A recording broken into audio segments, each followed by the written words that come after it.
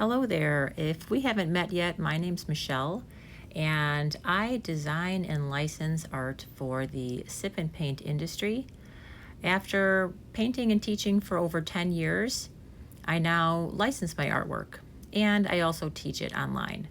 So in this tutorial, while we watch this beautiful painting develop called Toil and Trouble, one of my newest paintings to license this fall, I'm going to give you 3 of my favorite tips for teaching successful painting parties that I've learned through trial and error over teaching hundreds of painting classes myself.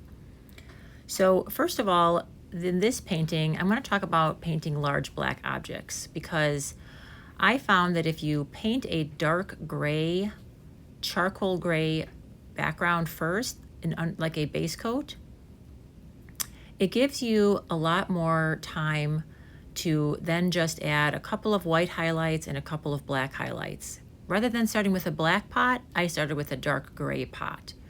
And now my little pops of black shadows are much more noticeable.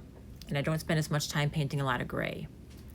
I also use the same technique with a base coat and highlights and shadows for other objects as well, as you can see in the green liquid and even on this stick. So I used a brown base coat and then I just can quickly add in highlights and shadows. And it creates an instant stick with not a lot of fuss. Okay, so one of my other tips that I really love is using a paper towel. So in this painting, I used it for the background. I used it for making a beautiful steam coming from our pot, our cauldron. So with a damp paper towel crumbled up and dipped in water, you can use this to quickly add some amazing effects to your paintings. So like in this painting, the smoke and this the steam coming from the pot is just using a little bit of water on my paper towel and dragging it, into the shape I want. Other times it might be making northern lights, or I might be adding texture to some other subject. All right, so the other thing I want to talk about is templates. So in this painting, you don't see it in this video, but when I teach this class, I will be providing a template for the cauldron for people to trace.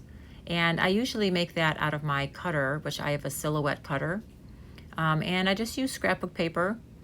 And then I will also use the cutter to make the bats. Now, I don't leave drawing to my customers ever.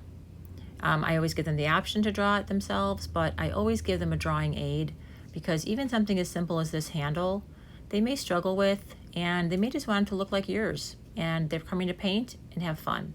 So I make it as easy as possible for them to paint and have fun, and I give them the drawing tools that are going to help them be successful in that. And that is a huge, huge tip. It does take a little more time for us as the instructors to plan out and have those materials available, but that's what adds so much value to your classes. I never skimped on giving people a good outline or giving them a template to trace so that they can successfully just fill in with paint and finish this beautiful painting within that 2-hour class. All right, well, enjoy the rest of the video and thank you so much for watching. And if you're interested in teaching this painting to your class, check out my website, artravestudios.com, and you can get more information on licensing my entire gallery for your studio or for your classes.